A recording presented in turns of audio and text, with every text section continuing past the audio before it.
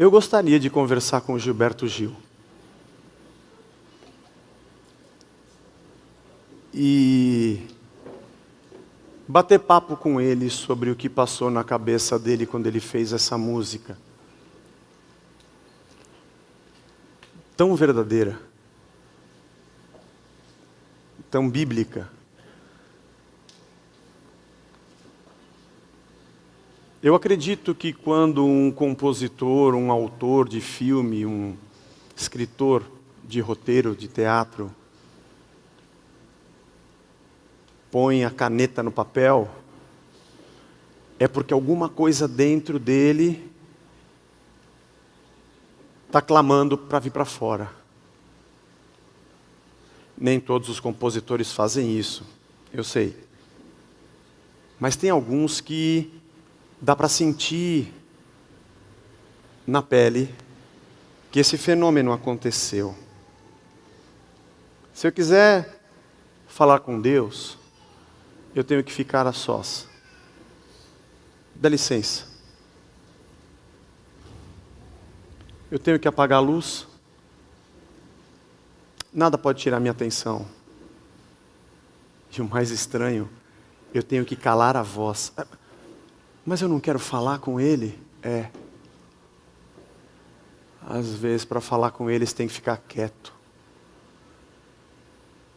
Porque é ele que quer falar com você. Eu tenho que encontrar paz. Desligar a turbulência. E folgar o nó da gravata, do sapato e dos anseios, dos desejos que eu carrego que me apertam. Deixa isso para lá. Eu tenho que ter mãos vazias, porque eu não estou fazendo uma troca. Eu tenho que ter a minha alma e o meu corpo nus, transparentes, porque Ele tudo vê. Se eu quiser falar com Deus, eu tenho que aceitar a dor. Eu tenho que comer o pão que o diabo amassou. É bíblico isso. Porque tem dia que ele diz, pode amassar o pão dele, só não tira a vida. Tipo o que ele falou para Jó, sobre Jó. Eu tenho que estar pronto para enfrentar dor e deserto que Ele queira que eu passe. Se eu quiser me comunicar com Ele. Eu tenho que entender que está na hora de eu virar um cão e enxergar o meu pecado e quem eu sou. E sabe essa coisa de eu querer viver nos castelos e nos palácios? Eu devia lamber o chão desses lugares. Eu tinha que me entristecer e ver que eu sou medonho, e perceber que aqui eu nada tenho. E apesar do meu mau tamanho, ainda assim, eu estou diante do Rei, eu tenho que alegrar o meu coração. Mas se eu quiser falar com Deus, eu vou ter que me aventurar. É uma aventura, porque eu não estou com as mãos nas rédeas. Eu tenho que subir ao céu sem corda, sem amarra, sem cinto de segurança. Porque pode ser que Ele me leve por caminhos que eu nunca pensei passar.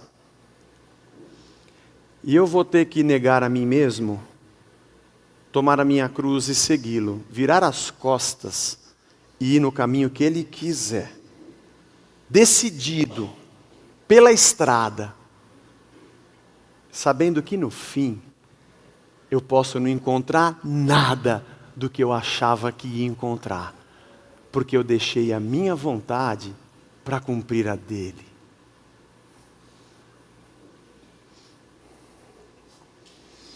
Essa música pode parecer uma troca, né? Que se eu quiser chegar até Deus, eu tenho que me humilhar para que Ele me responda. Mas se no final não vai dar em nada do que eu queria como resposta, então a humilhação não é um pagamento pela resposta. Ele vai responder o que Ele quiser. Não importa o que eu faça. Da onde vem a ideia, da onde surgiu essa ideia de que eu pago para Deus, para que Ele me dê retorno? Já que eu tenho que descer do pedestal, me humilhar, me esvaziar e me tornar nu, não é isso que Ele espera para me dar o troco? Não. A leitura do Gil foi a leitura do Evangelho. A minha humilhação não faz parte do meu pedido para que eu seja atendido com uma resposta. A minha oração é uma resposta ao que Ele fez por mim. Eu não me humilho para que Ele me dê alguma coisa por dó. Eu me humilho porque eu enxergo o Senhor como muito grande na graça e eu nada sou. Não me humilho para que Ele me dê o que eu acho que preciso, porque a sua graça já fez por mim antes de eu conhecê-lo. Eu me humilho porque eu preciso, diante dEle, me encontrar com quem eu sou. Porque desde o início, tudo que Deus fez, Ele fez de graça. Quando Ele fez a criação, e tudo que vemos, Ele não fez porque o homem fez uma campanha de jejum. Ele fez porque Ele fez. Quando Ele criou o homem, não foi porque um DNA fez uma campanha de oferta para virar ser humano. Ele fez de graça. Ele fez porque Ele fez. Quando Ele deu o Éden e o jardim ao homem, não foi porque o homem deu para Deus tudo o que ele tinha e ficou sem nada, e Deus ficou com dó e deu um jardim para ele e multiplicou 100 vezes mais. Ele deu porque Ele amou o homem. Quando Ele deu a mulher ao homem, não foi porque o homem pagou muita coisa para Deus dar a mulher. Apesar de algumas serem realmente um bom prejuízo para o homem, mas uma piadinha para desanuviar um pouco a atenção da pregação e da ministração de oferta, que já foi uma paulada na moleira.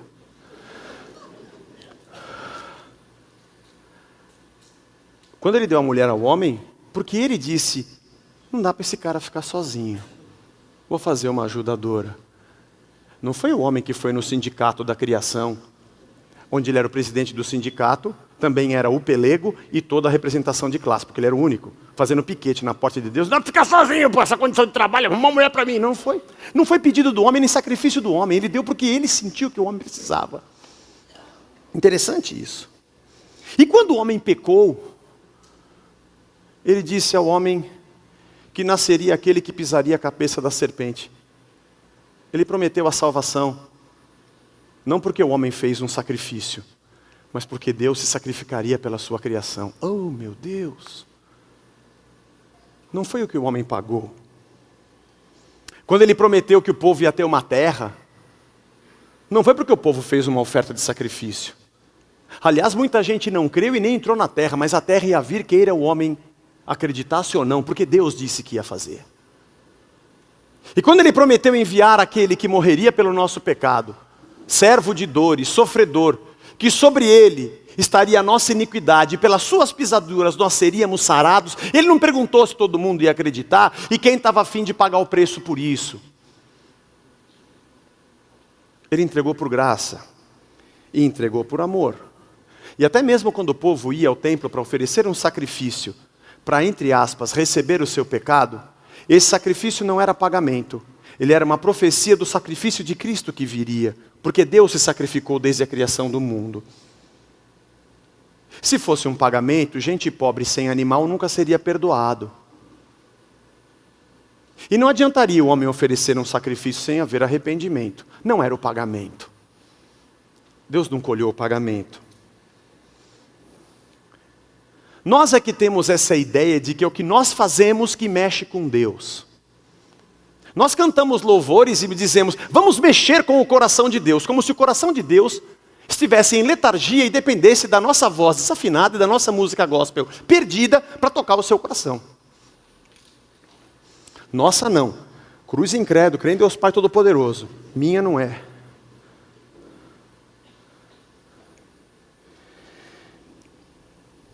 Quando o templo foi destruído, e tanto no cativeiro babilônico quanto no cativeiro assírio, o povo foi disperso da terra e não tinham mais o seu lugar de adoração, a lei se tornou o centro da vida cultica do povo de Israel.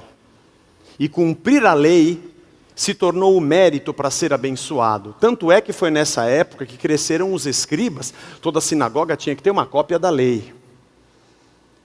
E aí surgiram os doutores da lei, que estavam fardos pesados e difíceis de carregar sobre o povo, que Jesus disse deles: ai de vós, que estão colocando peso sobre as pessoas para que elas cumpram, e vocês não conseguem remover nem com um dedo dos seus ombros.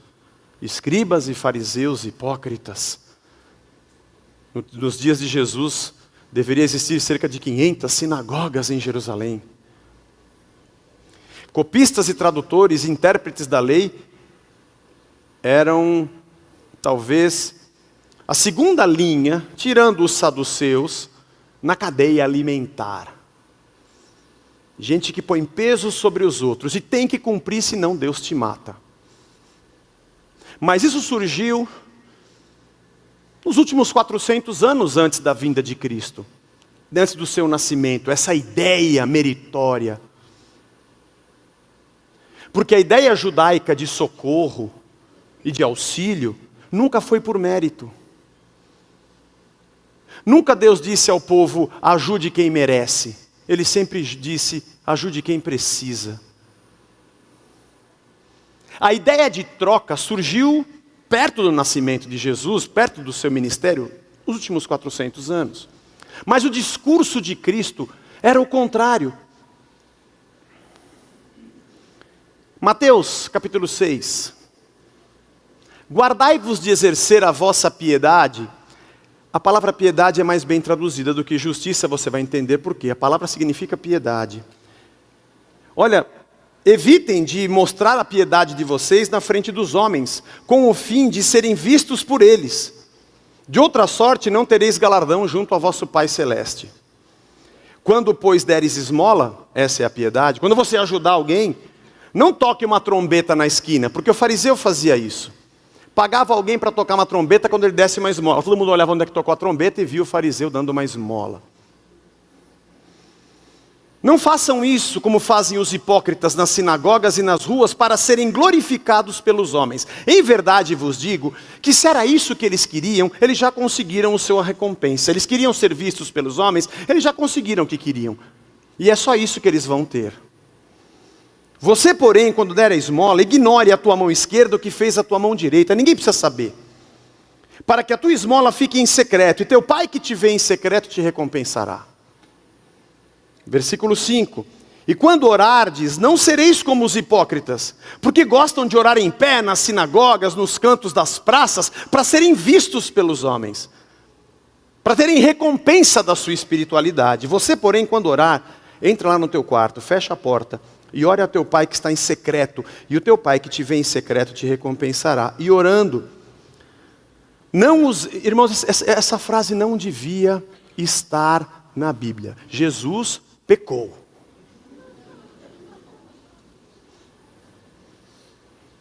Não, falei um absurdo aqui, irmãos. Ela está na Bíblia. Mas a Bíblia estraga a nossa religião. A Bíblia acaba com um evangélico. Raça de víboras. E orando, não usem de vãs repetições como os gentios, porque eles presumem que pelo seu muito falar serão ouvidos. Mas não é isso, Jesus? Não. Não vos assemelheis, pois, a eles, porque Deus, o vosso Pai, sabe. Deus já sabe de que tendes necessidade antes de vocês pedirem. Não, você está brincando, Jesus. Você vai acabar com a nossa igreja. O que eu faço com a campanha de oração e de oferta, e de jejum, e de joelho, de clamor e de joelho no milho, pô? Tira esse versículo da Bíblia. Deus não sabe o que você precisa. Irmão, apaga da sua Bíblia.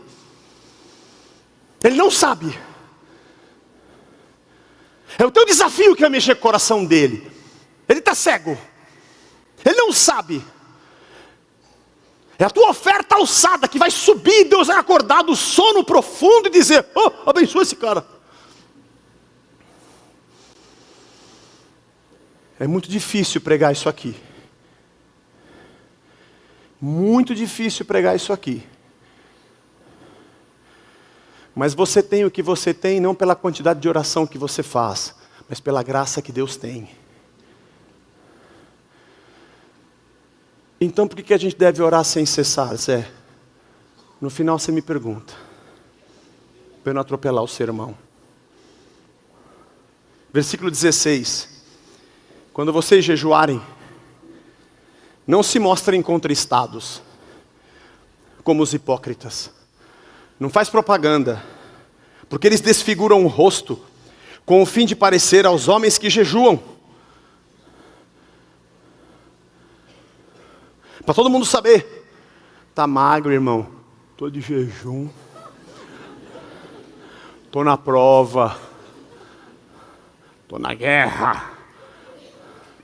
Em verdade vos digo que se eles queriam ser vistos pelos homens, já conseguiram o que queriam, já receberam a recompensa. Você, porém, quando você jejuar, unge a cabeça. Esse termo significa, naquela época, passa gel. Porque o óleo era passado na cabeça para eles pentearem o cabelo, como a gente usa gel hoje. Unge a cabeça, lava o rosto, a fim de não parecer aos homens que jejuas. Ninguém precisa saber. E sim o teu pai que está em secreto. Porque ele que te vê em secreto, te recompensará. Duas coisas que eu queria falar com você sobre a vida. A recompensa e o secreto. A palavra galardão que está nesse texto, e em todos os textos do Novo Testamento, sempre está ligada à ideia de salvação. Jesus não está falando de bênçãos materiais, de troca por conquistas. Não está falando do seu carro, nem da sua cura, nada disso. Ele está falando sobre aquele que se humilha diante de Deus e abre mão do que quer. Abre mão da sua honra humana e se desnuda da sua posição de destaque. Está falando daquele que se esvazia e vira as costas para o seu caminho e se coloca diante de Deus. Esse recebe a sua salvação. Porque salvação não é dizer da boca para fora que eu creio em Cristo. Salvação é pegar a sua cruz e segui-lo. Membros da casa da rocha não vão para o céu. Nós não temos esse convênio com o Altíssimo. A gente quis fazer um plano coletivo de empresa, mas ele não topou. Ele disse que o plano é individual. Não interessa se a pessoa vai na igreja e dá dinheiro. Ela vai ter que se humilhar, crer, abrir seu coração, se arrepender do seu pecado. E não querer mostrar para os homens o que ele não é. Mas ele no seu oculto, ser verdadeiro, humilhado diante de Deus. Esse sim, tem vida eterna. Esse na verdade não pagou a sua vida eterna, mas reconheceu a grandeza de Deus. Por isso tem o seu galardão e a sua recompensa. Não é um pagamento. Não é um pagamento. Tem uma cantora gospel, não cristã, gospel, não cristã, que diz, eu estou pagando preço para ir para o céu. Eu me lembrei, porque eu vi outro dia o vídeo dela e eu tive um ataque de disenteria, enfim. Mas a Bíblia diz que se alguém vier até vós com outro evangelho, Paulo diz, que não seja o de Cristo, essa pessoa seja anátema, maldita. Se você paga o preço para ir para o céu, você anulou a cruz de Cristo. Então você é maldito, está jogando no lixo o que Cristo fez por você. Ninguém tem salvação pelo que faz, mas pelo que Cristo fez. E gente que acha que é o seu sacrifício que conquista Deus, está dizendo que a cruz nada valeu. Que o sacrifício de Cristo não serve porque eu tenho que fazer o meu. Me perdoe se você crê assim. Talvez seja um grande sinal de que esse não é o seu lugar. Mas se você quiser se humilhar diante de Deus, você ganhou a sua alma. Pode até ser que você vire um cristão por crer no sacrifício de Cristo, não no seu. E quando Jesus fala sobre o galardão, fala sobre a vida eterna. E jamais ele cobraria do homem, para que o homem tivesse vida eterna.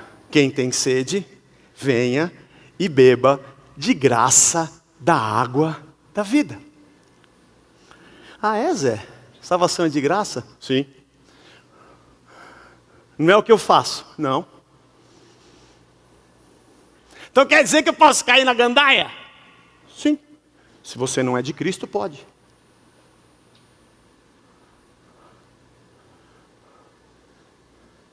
Entendeu? Resposta. Se não é o que eu faço, eu posso então aloprar? Sim. Você não anda no caminho da santificação para ser salvo. Você anda no caminho da santificação porque você foi salvo. Se você acha que você vai ser santinho para ser abençoado, e porque não foi, você vai chutar o pau da barraca, você está no paganismo. Esse não é Jesus Cristo. Jesus Cristo é aquele que pagou o seu preço no seu lugar e levou o seu pecado na cruz.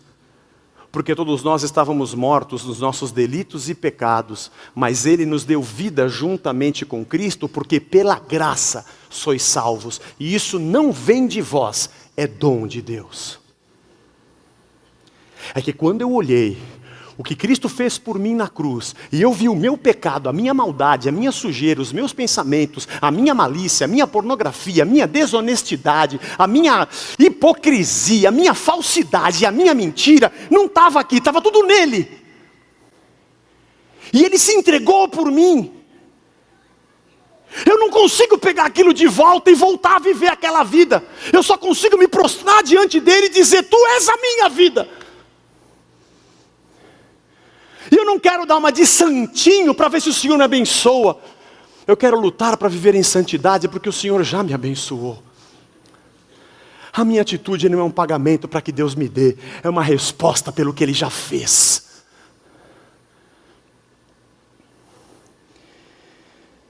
Só que nossa vida atrapalha. Porque desde que nós crescemos, nós aprendemos a pagar pelo que nós temos. Se você comer arroz e feijão, eu te dou o sorvete. Se você passar de ano, você ganha a bicicleta. Se você tirar nota grande na prova, você vai viajar para Disney. E se o seu grupo fez o trabalho e um cara não foi nenhum dia, quando a professora der nota 10 para você, vocês vão falar: aquele cara não fez nada, viu, professora? Se pendurou no grupo. Vou dar 0 para ele. Amém, bem feito. Quem aqui nunca fez isso, que atira a primeira caderneta de notas? Só entramos na faculdade porque lutamos pelo vestibular. Só somos promovidos porque cumprimos a nossa meta. Irmãos, não dá para mudar o mundo. O mundo é o mundo. Eu não posso dizer para você que muitos desses preços que pagamos na nossa vida rotineira não fizeram bem para nós. Sim, fizeram. E muitas regras que nossos pais colocaram formaram o que somos hoje, graças a Deus. Isso não é o problema. O problema é achar que Deus, no seu reino, me trata da mesma forma.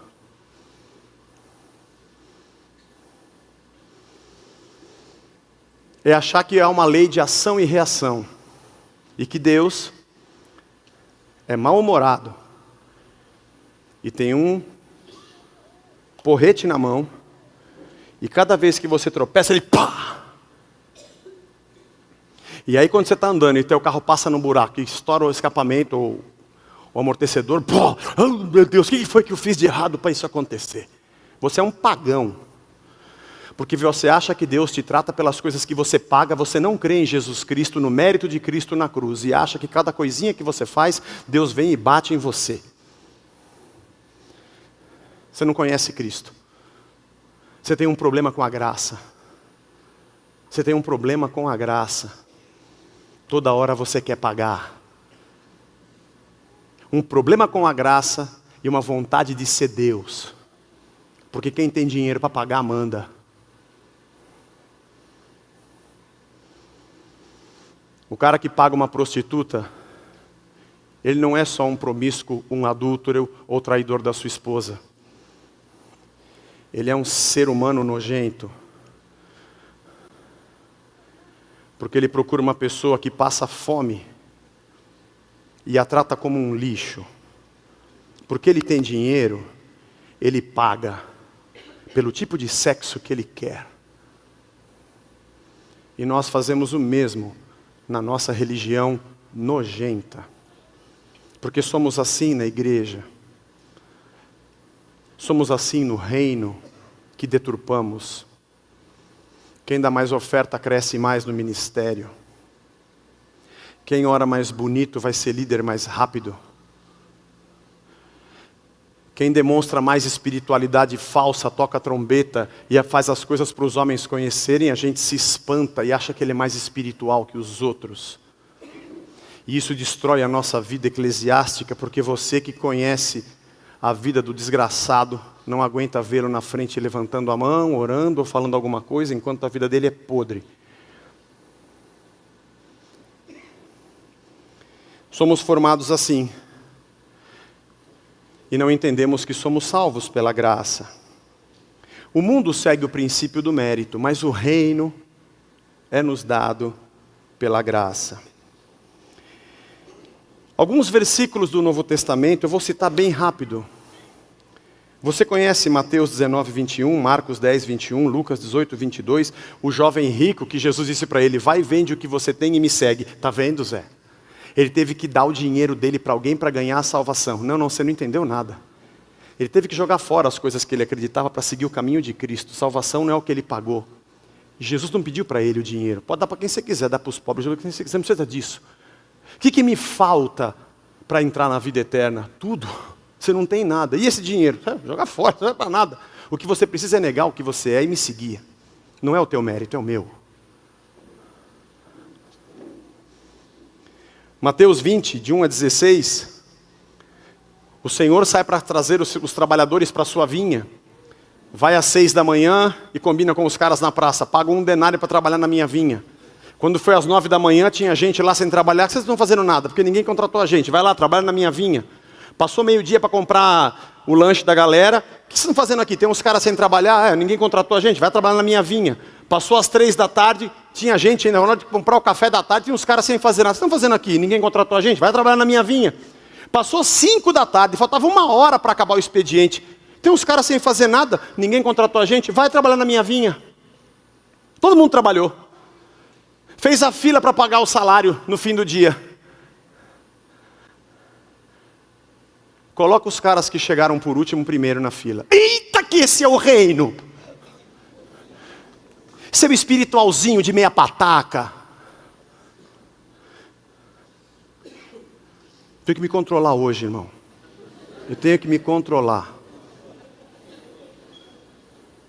Chegou, trabalharam 1 horinha só, pagou 1 denário. O que trabalhou 3 horas, 1 denário. Quando chegou os primeiros, que foram desde as 6 da manhã, ficaram loucos da vida. Fizeram piquete, trouxeram o caminhão na porta e fizeram um arraso. Porque você pagou igual para... Peraí. Nós trabalhamos desde as 6, eu combinei com vocês. 1 denário, estou pagando 1 denário. É mal aos vossos olhos o fato de eu ser bom? Você acha ruim por eu fazer bem com o que é meu e eu faço o que eu quiser? No meu reino, não é o que você faz que te leva para a glória. É o que eu fiz por você. Você deveria se alegrar, porque na última hora ainda teve gente que conseguiu levar um salário para casa. E não achar que a sua alegria é ver alguém passando necessidade. Seu hipócrita safado, sem vergonha, que fala que é crente, frequenta a igreja, usa a camiseta de Jesus e canta música gospel. Você vai para o inferno queimar isso que você merece. Ainda bem que eu não sou Deus, que eu te matava agora. Essa é a tua sorte. Isso seria uma loucura, né? Eu ser Deus seria uma loucura. Deus não é neurótico, mas... Jesus disse, aquele que der um simples copo d'água para um pequenino, tem o seu galardão no reino dos céus. Não disse quem der um caminhão de água, ou quem levar o cara para o Wet n Wild. Porque não importa, se só tem um copinho, não importa. A tua rendição ao bem do reino diante de mim, e a negação da tua ganância e de você mesmo, é que demonstra que você se humilhou para estar no reino. É isso que te leva para lá. Pode guardar o que você tem. Pode guardar o que você trouxe. Se eu quiser falar com Deus, de verdade, valei-nos, Gilberto Gil, eu tenho que me humilhar mesmo. Não para que Ele me pague o que eu quero, mas porque diante dEle eu não consigo ficar de pé. Não para que Ele faça o que eu quero que Ele faça, é que eu tenho que fazer o que Ele quer que eu faça. Deus não age na relação de causa e efeito. Ele não faz porque merecemos, Ele faz porque precisamos, porque nós nada mereceríamos. Tem graça aqui na igreja? Tem graça nos nossos departamentos?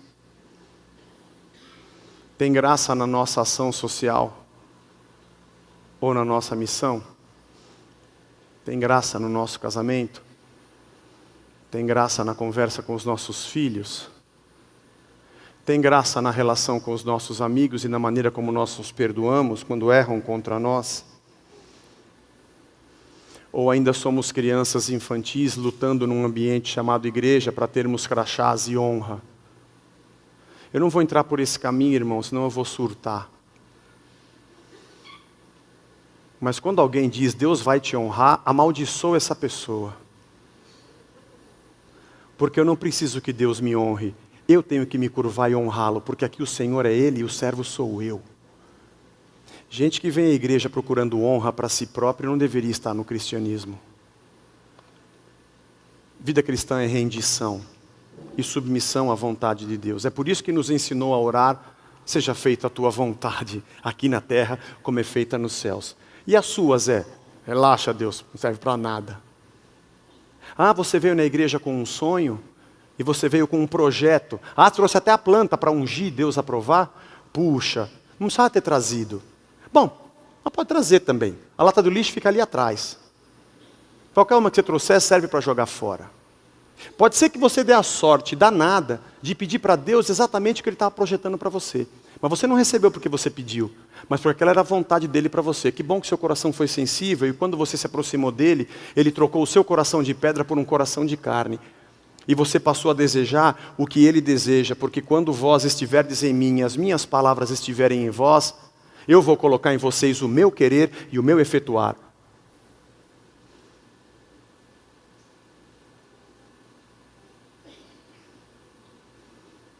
Deus muda o coração quando eu oro, Zé? Uma discussão longa, a gente vai ter que admitir que ele estava errado. Minha primeira resposta é não. Quando eu oro, sou eu que mudo o coração diante dele.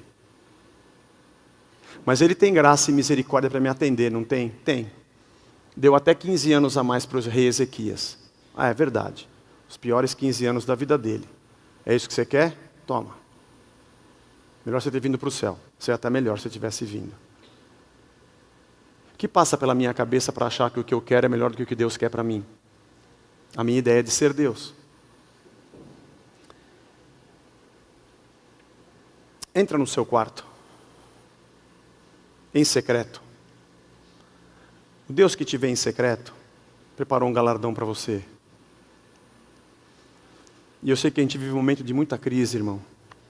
O momento difícil. Nessa vergonha de país chamado Brasil.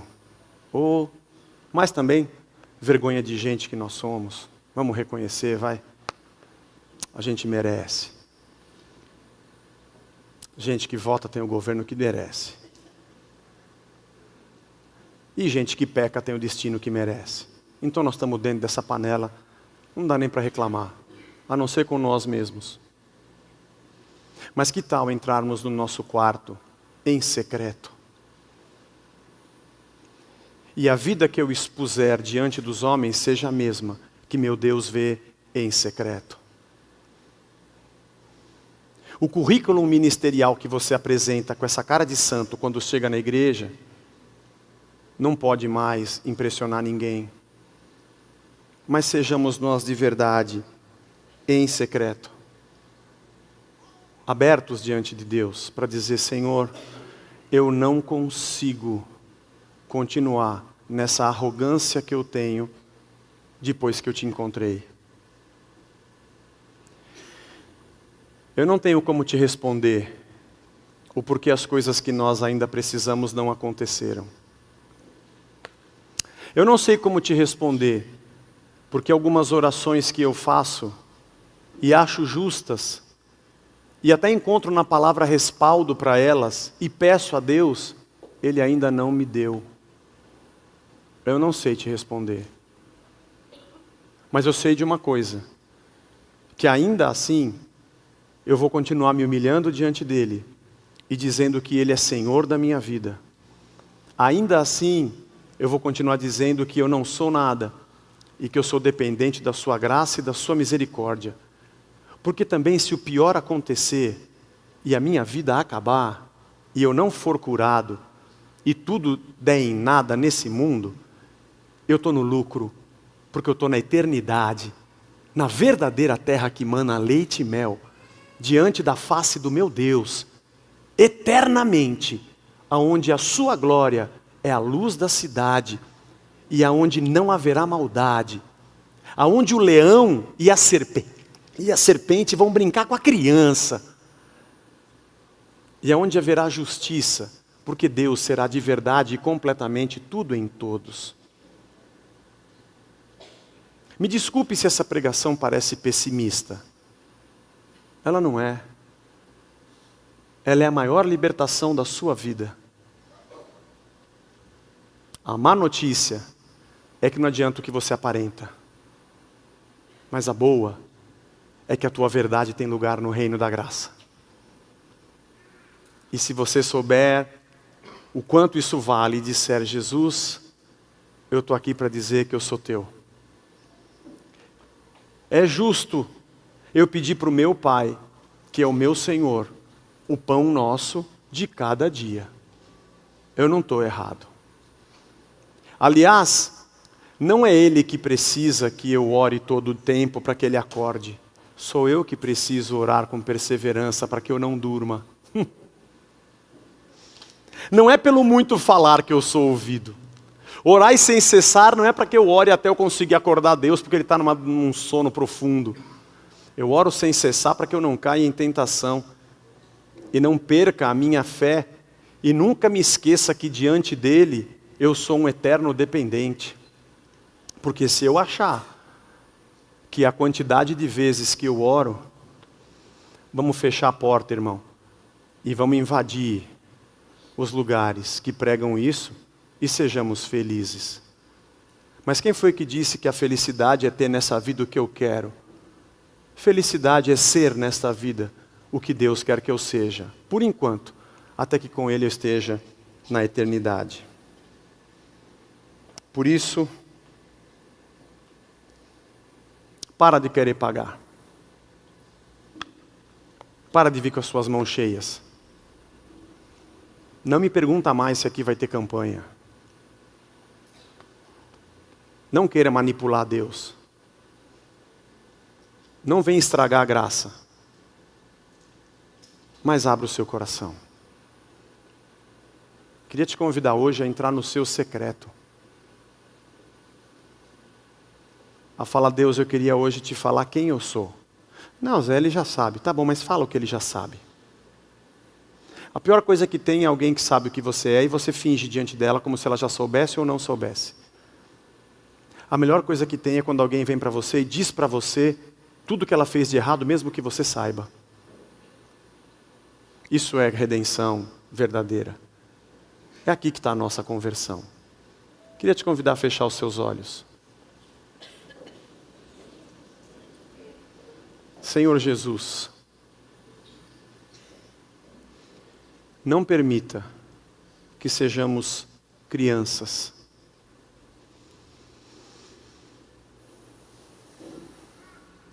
E essa tua palavra, Senhor, é muito dura, muito pesada, difícil de ouvir e dá medo de pregar, porque ela nos arranca do nosso conforto divino humano. Ela quebra a lógica da nossa religião E às vezes parece que a gente está solto nesse mundo, porque temos um problema com a graça. Deus nos ajuda nessa manhã a entender que o Senhor é bom.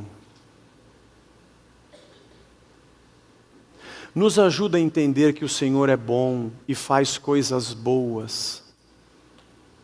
Nos ajuda, Senhor, a entender que o Senhor tem para mim aquilo que é bom, perfeito, agradável.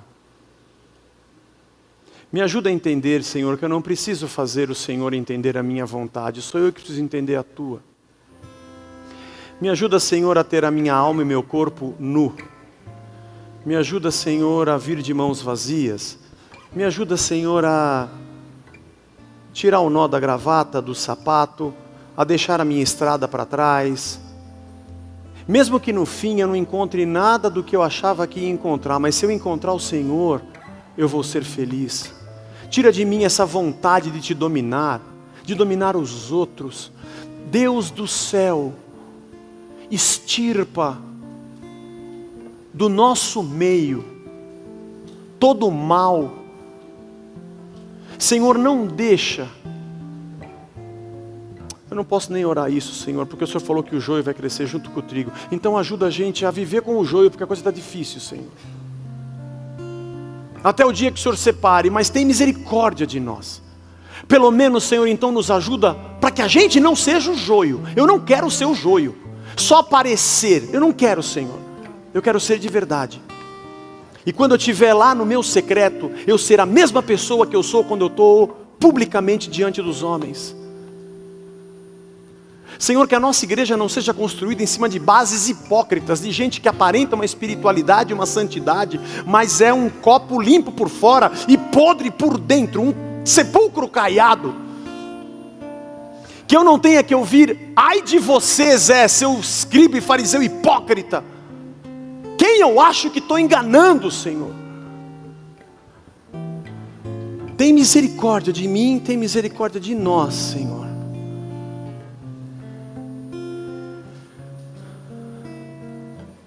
Senhor, tem misericórdia do nosso Brasil.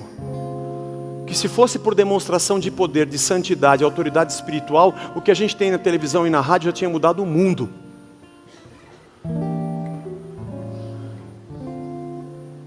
Senhor, tem misericórdia de nós. E que as pessoas que entram por essa porta tenham a chance de conhecer a Tua graça, não pelo nosso mérito, porque nós somos pecadores. Mas o Teu reino seja visto em nós e entre nós. Senhor, que a gente não fique orando em pé na praça, nem jejuando para os outros verem, ou dando esmola para parecer que somos missionários do bem. Que a nossa mão direita não saiba o que faz a mão esquerda, Senhor. Mas o Senhor, que já conhece tudo o que somos, tenha o prazer de ver cada um de nós limpa e claramente mostrando para o Senhor o que de verdade somos. Nos ajuda, Senhor. A gente está cercado por uma geração tão corrompida, e nós também somos corrompidos. Mas nós precisamos de libertação nessa manhã. Nós precisamos de libertação. O pior, Senhor, é que esse demônio não estribucha, não faz escândalo, e não tem ninguém para expulsar.